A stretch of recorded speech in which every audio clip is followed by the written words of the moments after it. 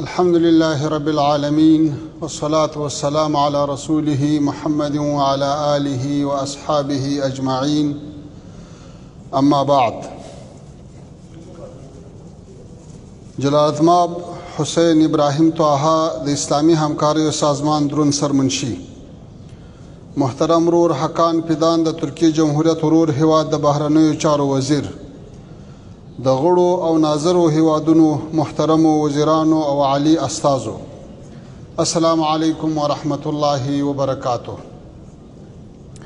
محترمو حاضرینو، موږ او تاسو په داسې حالت کې سره راټول یو چې نړۍ او په ځانګړې توګه زموږ سیمه له لویو تغیراتو او بدلونونو سره مخ ده چې پر وخت او مسؤلانه توجه غواړي. زما په څیر به د دې ناستې د ټولو ویناوالو د وینا تمرکز د غزې پر غمیزه او نورو نړیوالو مسایلو راټولو، خو تېره اونۍ پر ایران د اسرائیلي رژیم د بریدونو له پیل سره مجبور یو چې له دې نوې مسلې څخه خبره پیل کړو. د غزې غمیزه لا پای ته نه ده رسېدلې چې زموږ په سیمه کې بل کړکېچ پیل شو، د ایران په خلاف د اسرائیلي رژیم برید. د افغانستان اسلامي امارت اسرائیلو لخوا د ایران په اسلامي جمهوریت وروستي بریدونه او د دغه هیواد د پوځي قومندانانو او پوهانو او عامو خلکو وژنه چې د نړیوالو حقوقو له اساسي اصولو په ځانګړي ډول د هیوادونو له ملي حاکمیت او ځمکنۍ بشپړتیا څخه څرګنده سرغړونه ده، په کلکه غندي. زموږ سیمه تحمیلي جګړو په بشپړ ډول ځپلې ده. دا سیمه د بل بحران او جګړې زغم نه لري. درنو ګډونوالو، په داسې حال کې چې نړۍ له یو قطبي حالت څخه د نوي نظم په مسیر د انتقال په مرحله کې ده، ګلوبلایزیشن یا نړیوالتوب خپل عکس العمل وړاندې کوي چې په نتیجه کې سیمه ییز هویتونه ځانګړی اهمیت پیدا کوي. دا چې دا مرحله خپلې پیژندل شوې ننګونې لري، له فرصتونو یې هم سترګې نشي پټېدلی. موږ د اسلامي نړۍ په توګه په روان حالت کې د دې فرصت لرو چې په خپلو اسلامي مشترکاتو سره راټول شو. اسلامي نړۍ له نوو راټوکېدونکو ننګونو سره مخ ده چې زموږ د پرمختګ او بیا رغونې مسیر یې له لویو مشکلاتو سره مخ کړی دی. دغه ننګونې له سیاسي او اقتصادي مسایلو نیولې تر هویتي مشکلاتو پورې رسیږي چې له امله زموږ ځوان نسل د ناامیدۍ له بدمرغه روان سره مخ دی. دا وخت دی چې اسلامي نړۍ باید د شته ننګونو له امله د وروسته پاتېوالي په اسبابو ژور فکر وکړي، تر څو وکولای شو راتلونکي نسل لپاره د داسې ګډ هویت تعریف وړاندې کړو چې د بهرنیو پدیدو پر ځای پر خپل اسلامي تاریخ او تمدن افتخار وکړي. درنو حاضرینو، زموږ نننی مجلس په داسې حال کې ترسره کیږي چې په عمومي ډول په ټول فلسطین او په خصوصي ډول په غزه کې د اسرائیلي اشغالګر رژیم لخوا وحشانه مظالم او د فلسطیني ولس د نسل وژنې لړۍ په شدت سره دوام لري. دا وضعیت د نړیوال نظم، انساني ارزښتونو او حقوقي میکانیزمونو تاریخي ازموینه ده چې له بده مرغه تر ډیره پکې پاتې راغلی دی. خو د دې ترڅنګ دا روان نامشروع اشغال د ټول اسلامي نړۍ بلکې ټول نړۍ د امنیت لپاره جدي خطر دی چې باید هیڅکله بابیزه ونه ګڼل شي. زه د اسلامي همکاریو سازمان پر غړو هیوادونو غږ کوم چې د فلسطین او ایران پر خلاف د اسرائیلي رژیم د مظالمو مخه ونیسي، کنه د دې حالت دوام د سیمې د ټولو هیوادونو امنیت ته مستقیم ګواښ او ویجاړونکي عواقب لرلی شي. اسرائیلي اشغالګر رژیم د ټولو نړیوالو قوانینو او بشري اصولو خلاف د یو مظلوم ملت د نسل ختمونې او د زرګونو کلونو تاریخ د پاکولو بېرحمه جګړه روانه کړې. د دې وضعیت دوام نه یوازې د فلسطیني ولس د محو کولو په بڼه یو ستره انساني غمیزه ده، بلکې په 20مه پیړۍ کې نړیوالې سولې او ثبات لپاره هم یو جدي ګواښ دی.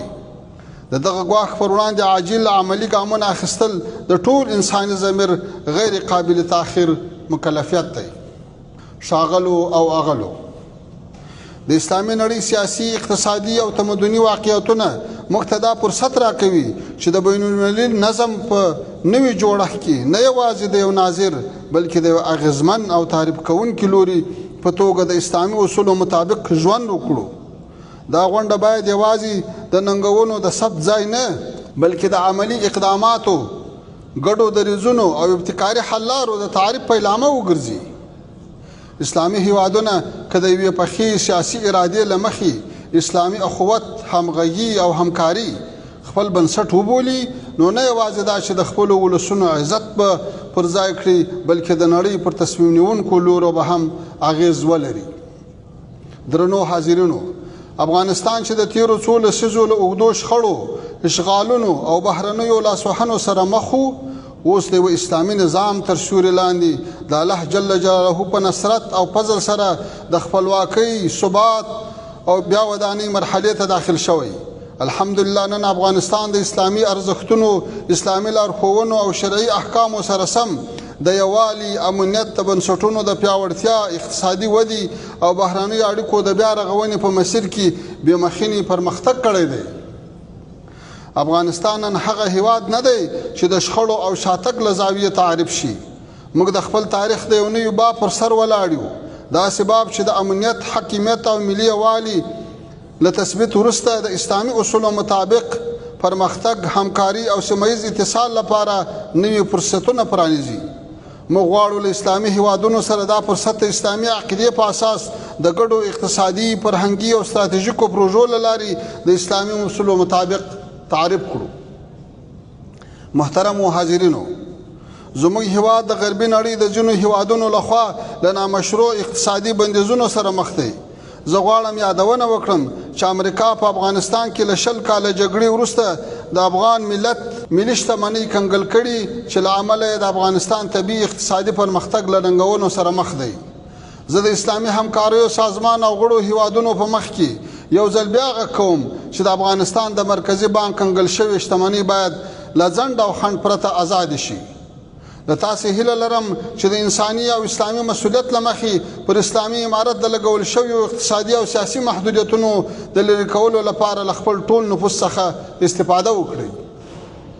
درنو استازو، د افغانستان اسلامي امارت د یو خپلواک او دیني ارزښتونو ته د ژمن هیواد په توګه د بهرنیو اړیکو بنسټ د متقابل درناوي او متوازن تعامل پر اصولو یخی دی او غواړي چې د یو مثبت، باعزته او متقابلو همکاریو پر بنسټ ولاړ تعامل نوی فصل پرانیزي. زه د افغانستان اسلامي امارت په استازولۍ د اسلامي همکاریو سازمان ته وړاندیز کوم چې د خپل مسؤلیت له مخې باید د هغو غړو هیوادونو چې اوس د ثبات پړاو ته داخل شوي د بیا رغونې او اقتصادي ودې ملاتړ ته توجه وکړي. افغانستان هم یو له هغو هیوادونو دی او د اسیا زړه ګڼل کېږي تیار دی چې د اسلامي هیوادونو ترمنځ د ترانزیت، سوداګرۍ او اقتصادي نښلون یو مهمه دروازه شي. موږ چمتو یو چې د OIC د یوې ستراتیژیکې اقتصادي ایجنډا په چوکاټ کې د سیمهییز اتصال، انرژۍ، لوجستیک او پانګونې په برخو کې رغنده رول ادا کړو. په پای کې یو ځل بیا یادونه کوم چې د فلسطین د زړه بوږنونکي کړکېچ او د ایران په خلاف د اسرائیلو او امریکا د بریدونو د پای ته رسیدو لپاره په ځانګړې توګه په غزې د روان وحشت ته درولو، بشري مرستو او بیا رغونې په برخو کې عاجل، جدي او عملي اقدامات وشي. له توجه مو مننه ومن الله التوفیق. والسلام علیکم ورحمة الله وبرکاته.